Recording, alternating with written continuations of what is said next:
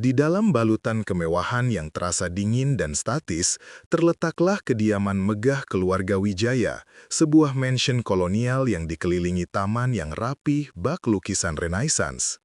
Namun, di balik fasad yang sempurna itu, tersembunyi kekosongan yang tak terobati. Di ruang utama yang lapang, dengan lantai marmer Italia mengkilap yang memantulkan cahaya lampu kristal gantung, duduklah Alina Wijaya. Alina, 25 tahun, adalah jelmaan keanggunan yang membeku. Rambutnya yang hitam legam terurai indah di bahu, wajahnya tirus dengan tulang pipi tinggi dan mata yang besar, namun sorotnya kini diselimuti lapisan es dingin. Sejak 2 tahun lalu, ia terperangkap dalam kursi roda bertenaga listrik yang canggih. Kakinya lumpuh total tanpa sebab medis yang jelas. Ia telah melalui perjalanan medis yang melelahkan dari Singapura, Swiss, hingga Amerika, hanya untuk kembali dengan diagnosis frustrasi, kelumpuhan fungsional, atau lebih sering disebut lumpuh mental. Siang itu, suasana semakin tegang. Bibi Amelia, wanita paruh baya dengan dandanan rapi dan ekspresi wajah yang selalu khawatir, berdiri di samping Alina. Pokoknya ini yang terakhir Alina, terapis dan dukun sudah kita datangi. Ini saran dari sopir kita, katanya Jaka ini. Aneh tapi manjur, namanya tukang urut gila. Alina menghela napas, gesturnya penuh kekecewaan yang sudah terakumulasi. Bibi, jangan rendahkan martabat kita dengan lelucon seperti itu. Aku butuh fisioterapis berlisensi, bukan badut kampung. Tepat saat ia menyelesaikan kalimatnya, pintu kayu jati yang kokoh terbuka. Muncullah sesosok pria yang sama sekali tidak sesuai dengan deskripsi penyembuh. Ia adalah Jaka. Usianya mungkin akhir 20-an, namun penampilannya sungguh kontras dengan latar tempatnya. Kemeja Jaka berwarna biru muda dengan beberapa noda minyak yang samar, celana kainnya terlihat terlalu longgar, dan rambutnya agak gimbal di beberapa bagian. Ia membawa tas selempang usang berisi peralatan perangnya, sebotol minyak urut berbau rempah menyengat, dan sebuah buku catatan kecil. Jaka melangkah masuk, mengabaikan dua pelayan yang otomatis memasang ekspresi jijik. Matanya menyapu ruangan mewah itu tanpa rasa gentar, berhenti sejenak pada Alina. Alih-alih membungkuk hormat atau menunjukkan simpati, Jaka justru melakukan hal yang paling tidak terduga. Ia tertawa. Tawa itu meledak, keras, serak, dan menggelegak, memecah kesunyian yang sakral di ruang tamu itu. Hahaha, ya ampun, saya kira saya masuk ke museum patung lilin. Ternyata ada nona cantik yang duduk manis kayak manekin mahal, serunya tanpa filter. Alina merasakan gelombang darah naik ke kepalanya. Selama sakit, ia terbiasa diperlakukan dengan kehati-hatian, bisikan simpati, dan tatapan iba. Tawa meremehkan Jaka adalah serangan frontal terhadap kehormatannya yang tersisa. "Jaka, jaga perilakumu," tegur Bibi Amelia dengan nada tercekik. Jaka menghentikan tawanya, menyeka sudut matanya yang berair, namun senyum lebarnya tidak hilang. "Loh, kenapa?" "Saya cuma bilang yang jujur. Nona ini cantik luar biasa. Sayang 1000 sayang, kakinya nggak mau diajak kerja sama. Kalau saya jadi nona, udah saya ajak kakinya joget di lantai dansa nona, biar urat senyumnya nggak ikut lumpuh." Alina menatapnya dengan mata menyipit. Ia merasa ada dorongan liar untuk berteriak padanya, namun ia menahan diri. Sebaliknya, ia membiarkan sarkasme mengambil alih. Ia tertawa, tapi itu adalah tawa sinis yang tajam, tawa cemoohan yang dirancang untuk menusuk ego Jaka. "Menarik," kata Alina, suaranya tenang namun menusuk. "Setelah menghabiskan jutaan dolar untuk spesialis saraf terbaik di dunia, sekarang saya berhadapan dengan seorang komedian jalanan yang mencoba mengurut saya. Saya harus berterima kasih pada Bibi atas selera humornya yang unik." Jaka tidak tersinggung. Ia malah mengangguk-angguk puas. "Tawa itu bagus, Nona. Itu artinya urat leher Nona belum beku semua. Mengobati itu butuh obat tawa dulu, biar urat tegangnya kendur, biar hati yang beku itu mencair sedikit. Kalau hati sudah kendur, otot ikut kendur. Jadi Nona, mari kita mulai.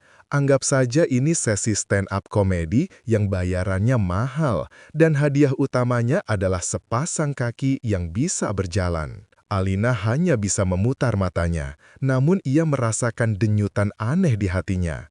Itu bukan denyutan harapan, melainkan denyutan penasaran yang picu oleh rasa jijik.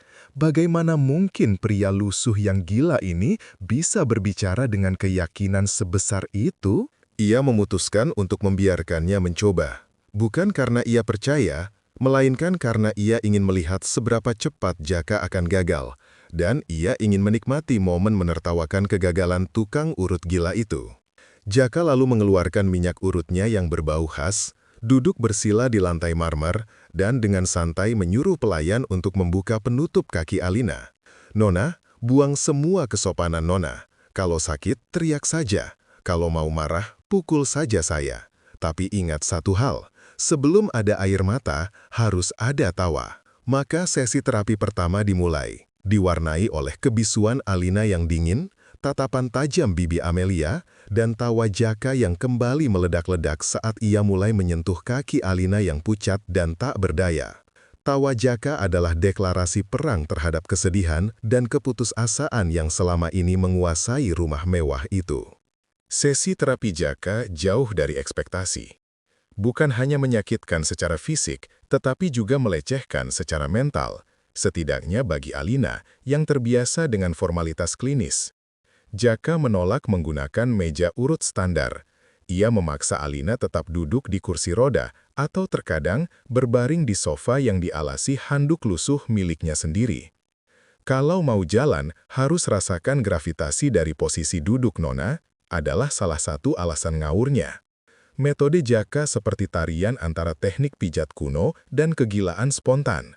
Dia akan mengurut dengan tekanan yang begitu kuat pada titik-titik saraf tertentu, titik yang tak pernah tersentuh oleh ahli fisioterapi paling mahal sekalipun, sehingga membuat Alina menjerit tertahan, bibirnya bergetar menahan amarah dan sakit. "Aduh, sakit! Jaka, hentikan!" Erang Alina, mencengkeram lengan kursi rodanya hingga buku-buku jarinya memutih. Jaka, yang berkeringat deras, bukannya berhenti. Ia malah menekan lebih dalam dan tiba-tiba mulai melantunkan lagu anak-anak dengan nada ceria namun lirik yang aneh. "Pijat, pijat, jarinya Jaka, tekan yang sakit, biar kamu lupa." Apa-apaan ini? Ini tidak profesional. Saya akan membatalkan. "Sst, jangan potong lagunya." Jaka menyela, matanya memancarkan keseriusan di balik tingkah gilanya. "Nona, rasa sakit di kakimu itu hanya sinyal dari otakmu bahwa kau masih hidup. Kalau kau teriak karena sakit, berarti sarafmu bangun. Sekarang, saya mau Nona fokus. Saya akan menekan titik di betis ini. Kalau sakit, jangan teriak nama saya, tapi teriakan nama makanan kesukaan Nona." Alina terperangah. Ia tidak punya pilihan. Saat Jaka menekannya, rasa sakitnya sangat menusuk, seolah ada kawat panas yang ditarik melalui ototnya. "Rendang! Rendang Padang!" teriaknya.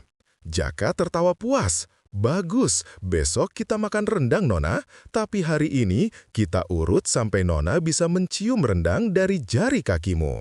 Sesi berikutnya lebih gila lagi. Jaka membawa tumpukan buku tebal ke kamar Alina. Dia meletakkannya di lantai di depan kursi roda Alina, lalu menyuruh Alina untuk menyentuh tumpukan buku itu dengan ujung jari kakinya. "Kalau Nona berhasil menyentuh buku itu dengan jari, saya akan kasih tahu Nona satu tebak-tebakan lucu." "Jaka, kau pikir aku anak TK? Ini namanya bukan terapi, ini pelecehan," protes Alina keras. "Ini namanya menghidupkan niat Nona. Otak itu cerdas, tapi kadang butuh trik bodoh. Dia tahu kakimu lumpuh, tapi kalau aku tantang dia dengan sesuatu yang mustahil dan konyol, dia akan bingung. Ayo, coba sentuh. Siapa penyanyi yang suka makan permen?" Alina menatap kakinya.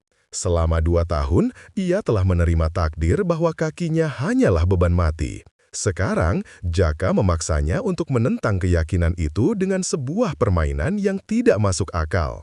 Ia menarik napas dalam-dalam. Dengan fokus yang luar biasa, ia mengerahkan seluruh energinya ke ujung jari kakinya. Ia merasakan sensasi gatal, sedikit getaran aneh yang sudah lama hilang. Perlahan, sangat perlahan, salah satu jari kakinya bergerak sedikit, hanya beberapa milimeter, tetapi pergerakan itu nyata. Jaka bersorak riuh. Yes, itu dia. Siapa penyanyi itu? Jawaban, permen kesit. Alina mengernyit antara geli dan kesal. Itu tidak lucu. Tidak lucu, tapi kakimu bergerak. Mana yang lebih penting, Nona? Mendengar lelucon yang bagus atau menggerakkan jari yang mati suri? Jaka membalas dengan tatapan serius yang jarang ia tunjukkan. Perlahan, sikap benci Alina terhadap Jaka mulai retak. Ia mulai menyadari bahwa kegilaan Jaka adalah sebuah topeng, sebuah teknik shock terapi yang dirancang untuk membangkitkan bukan hanya ototnya, tetapi juga semangatnya yang tidur. Jaka tidak memperlakukannya sebagai pasien yang perlu dikasihani, tetapi sebagai lawan yang harus ditantang. Ia tidak membahas kelumpuhan Alina sebagai masalah medis, tetapi sebagai masalah kemauan. Suatu malam, setelah sesi yang sangat brutal, Jaka bahkan menyuruhnya menendang sebotol air dengan tumitnya. Alina menangis sendirian di kamarnya. Bukan karena rasa sakit fisik semata, tetapi karena frustrasi melihat secercah harapan yang selalu ditarik mundur. Keesokan harinya, ia menyambut Jaka dengan wajah yang muram. Ini tidak akan berhasil, Jaka. Aku sudah coba semuanya. Kakiku tidak merespons. Mungkin benar, aku ditakdirkan untuk kursi roda ini. Aku menyerah. Jaka duduk di depannya, melipat tangannya. Tawa dan leluconnya hilang. Wajahnya serius, lebih serius dari dokter manapun yang pernah ditemuinya. Nona, kau tahu kenapa kakimu lumpuh tanpa ada masalah tulang atau saraf? Karena kau memerintahkannya lumpuh. Kau sudah membangun tembok tebal di hatimu yang melindungi trauma, dan tembok itu mempenjarakan kakimu. Kau takut melangkah maju, bukan? Kau takut dengan masa depan karena masa lalu itu terlalu menyakitkan. Kakimu tidak lumpuh karena sakit, Nona. Kakimu lumpuh karena jiwamu tidak punya izin untuk bebas. Pernyataan Jaka ini menohok Alina hingga ke ulu hati. Pria gila ini, si tukang urut lusuh ini, berhasil melihat ke dalam dirinya lebih dalam daripada semua psikiater mahal yang pernah ia kunjungi. Dia melihat kegilaannya sendiri tercermin dalam kegilaan Jaka, menantangnya untuk menertawakan ketakutan itu, dan akhirnya berani melangkah.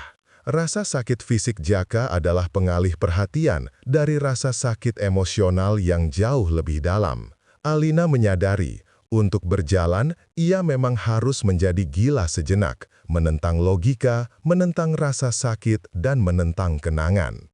Setelah konfrontasi emosional di bagian 2, hubungan antara Alina dan Jaka bergeser dari majikan pelayan yang sinis menjadi terapis pasien yang intens.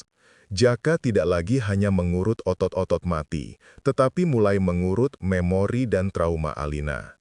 Sesi terapi sekarang lebih banyak diisi dengan dialog mendalam daripada pijatan yang menyakitkan. Ceritakan padaku tentang tunanganmu, pinta Jaka suatu sore, saat ia hanya mengoleskan minyak urut hangat tanpa tekanan kuat. Jangan sebagai mendiang, tapi sebagai manusia yang kau cintai. Alina ragu-ragu. Sudah 2 tahun ia menghindari topik itu, membekukannya di dalam kotak hitam di dasar jiwanya.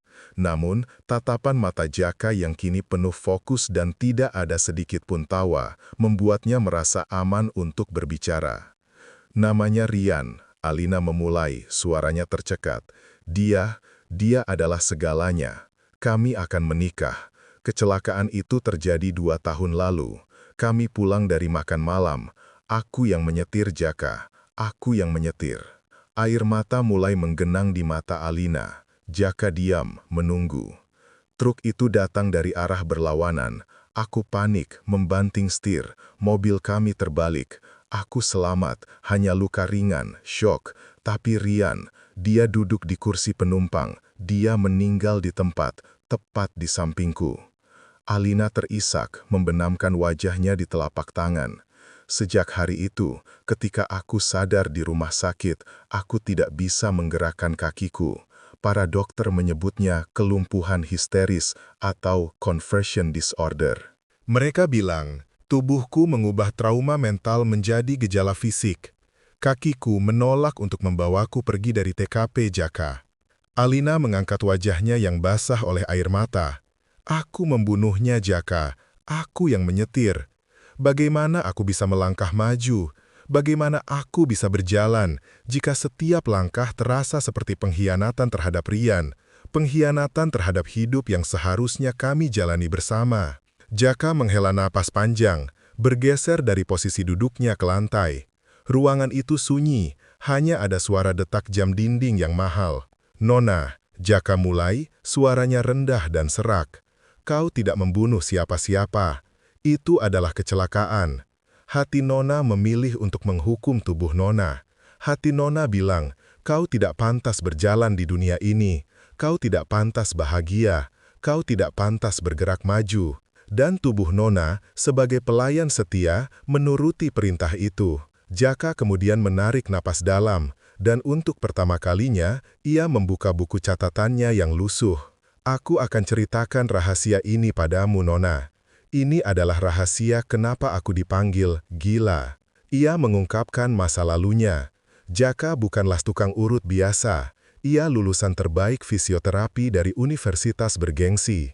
Setelah lulus, ia tidak puas dengan metode konvensional. Ia meyakini adanya korelasi kuat antara energi batin, trauma, dan kelumpuhan fisik. Sebuah konsep yang ia sebut energi penolak gerak. Ia mengembangkan teknik pijat dan sugesti yang menyakitkan namun bertujuan untuk memutus rantai perintah negatif dari pikiran ke anggota tubuh. Aku pernah menangani seorang balita yang lumpuh kakinya setelah melihat orang tuanya bertengkar hebat, cerita Jaka. Aku berhasil membuatnya berjalan bukan dengan mengurut otot, tapi dengan memberinya izinkan untuk bermain lagi. Komunitas medis menganggap metodeku tidak etis, gila, dan melanggar kode etik karena melibatkan terapi kejut emosional dan fisik. Mereka menyebutnya malpraktik. Aku kehilangan lisensi, Nona. Jaka menutup bukunya, tatapannya kosong sesaat, seolah kembali ke masa lalu. Aku memilih menjadi tukang urut keliling, si gila, karena aku tidak ingin berurusan dengan sistem yang hanya melihat fisik tanpa melihat jiwa. Aku tidak peduli dengan uang atau gelar, aku hanya ingin menyembuhkan. Dan menyembuhkan seringkali berarti membuat pasien menghadapi kegilaannya sendiri. Kini, Alina mengerti, Jaka si gila dan Alina si lumpuh histeris adalah dua jiwa yang sama-sama terperangkap oleh stigma dan trauma masa lalu. Jaka yang kehilangan kehormatannya sebagai terapis karena metodenya yang gila, dan Alina yang kehilangan kemampuan berjalannya karena trauma yang gila. Rian pasti akan sangat sedih melihatmu seperti ini, Nona, tutup Jaka. Dia mencintaimu, bukan untuk menghukummu. Kau harus memberi izin pada jiwamu.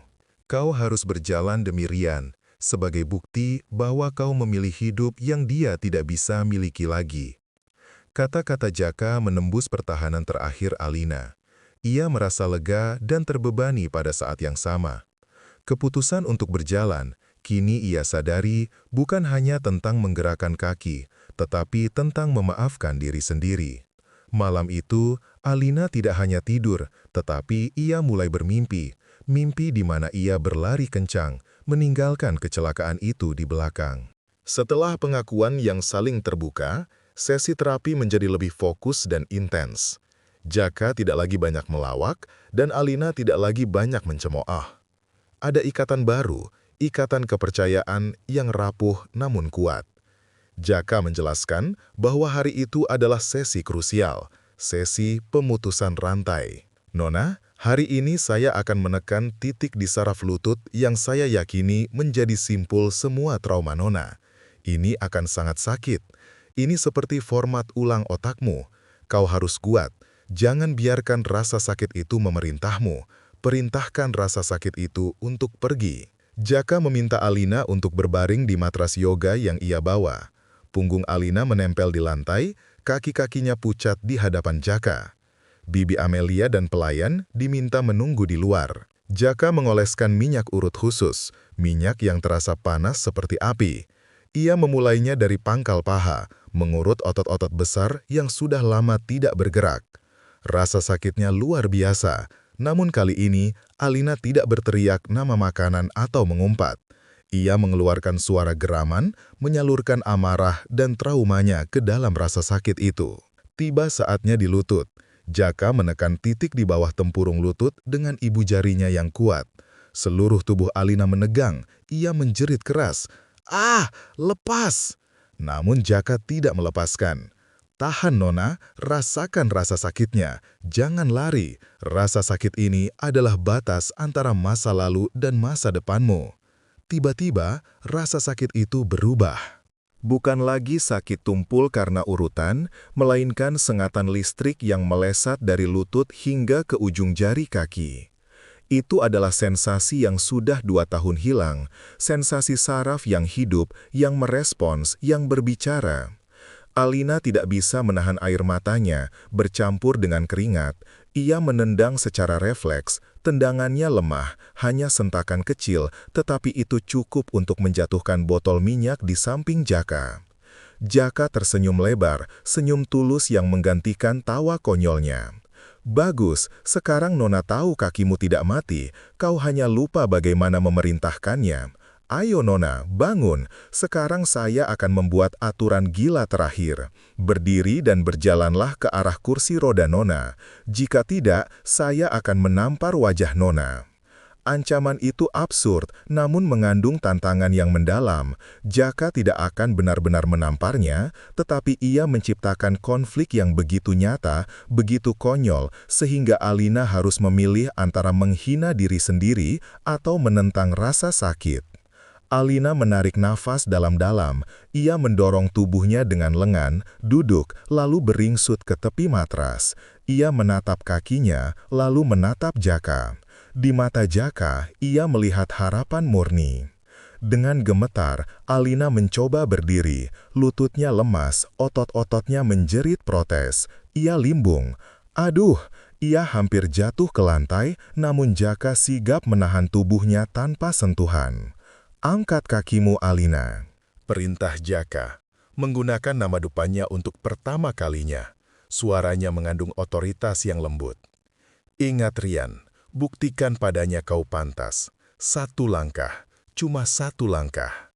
Tiba-tiba, sebuah kekuatan yang tak terlukiskan muncul dari dalam diri Alina.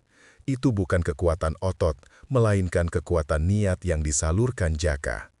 Ia membayangkan Rian tersenyum padanya, menyuruhnya maju. Ia membayangkan dirinya menertawakan ketakutannya yang selama ini menahannya. Alina mengangkat kaki kirinya yang selama ini beku dan meletakkannya dengan berat di lantai.